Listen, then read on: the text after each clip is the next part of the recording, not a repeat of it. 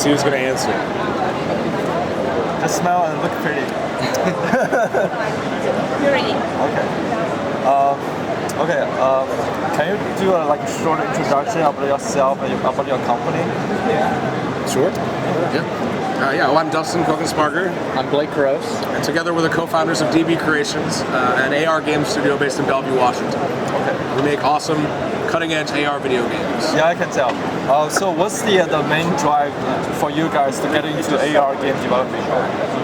It's always been an interest for us. I think one of the coolest things we like about it is the way that AR games have to utilize the actual space that people are already in and utilizing that to figure out how the game fits into that space. And so it's kind of meeting players where they're at in their existing world. So what's the most challenging part as right now on the hardware spectrums like you're facing right now? Oh, that's a hard question. That's a hard question. I'd say it's a few things. One is probably the disparity of different devices right now. I mean, on mobile, one of the issues is that it's not necessarily immersive, and there's a lot of different devices that have to support. On headborne, it's that we really want to make it so that it can be as immersive for players as possible. I see. So you guys know our SDK is based on Unity, right? Yeah. So is there any tips you wanted to give out to other future developers on the AR spectrum?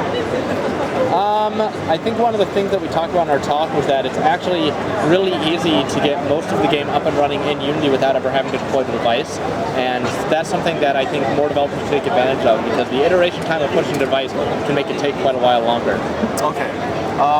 Is there any a bigger plan for the coming year or next year, gaming-wise, you wanted to share? Yeah, I mean, we've got a lot of stuff in the pipe right now. We're working on a solar-punk city builder that we're really excited about to transform your living room into a city, kind of building with Lego pieces, which we think is going to be really fun. We're doing a lot of stuff with virtual RC vehicles as well, so things you can control really easily and fly around your room or drive around your room and they bump into stuff. And those are going to be really, really fun. So we think playing with stuff like that's going to be feeling really good on headset as well as mobile in the next year. Okay, so what's your favorite game title?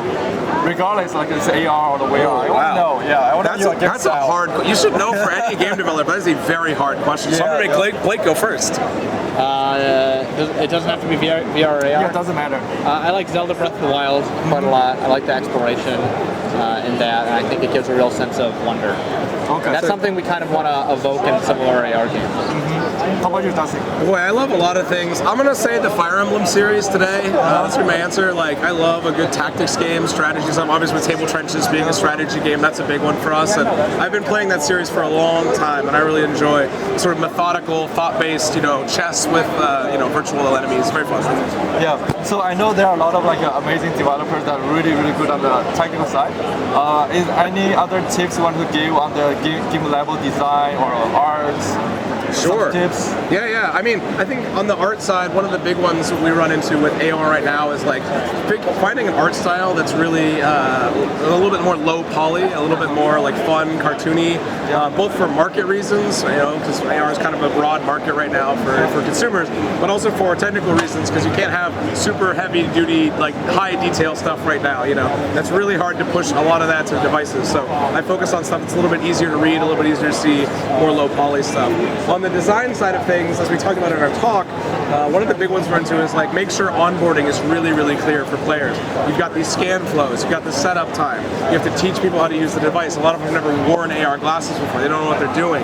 So we spend probably 20 to 30% of our development time on that UX experience of bringing people into the game, having a fun, easy to understand tutorial. So we definitely recommend making sure you budget a lot of time for that, because once the game's done, you're like, oh, it's done, until you give it to people and they have no idea what they're doing. So budget time for that. Okay. One last question. Who's your favorite Nreal employee? Oh, yeah. Blake, who's your favorite Nreal employee? I think we have two that are special to us. Of course, you, Bill. Okay, thank you. And then Olivia's also been helpful throughout her journey. Yeah, absolutely. Yes, you got it. We wouldn't have been able to get here without the support of both you guys, and we really appreciate it. All right. 怎么样？很爽吗？对，非常爽，非常爽，非常爽，非常爽。你是非常帅的人。就是我是非常帅。Oh, thank you. Yeah, by the way, Blake speaks perfect Mandarin. 大家好。That's it. 玩我们的游戏啊。